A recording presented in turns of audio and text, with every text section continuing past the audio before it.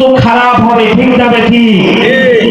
আপনি নামাজ পড়তেছেন না, ভালো কথা, নামাজ আপনার ভালো লাগে না, নামাজ আপনি পড়বেন না, এটা আপনার ইখতিয়ার, এটা হলো আল্লাহর কাছে জবাব দিবেন।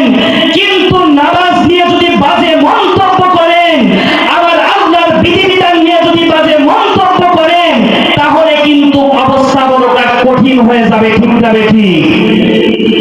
সম্মানিত হাজিরিন, বলতেছিলাম যে 1 নম্বরে হলো ঈমান। আমাদের ঈমানকে মজবুত করতে হবে, ঠিক না ঠিক?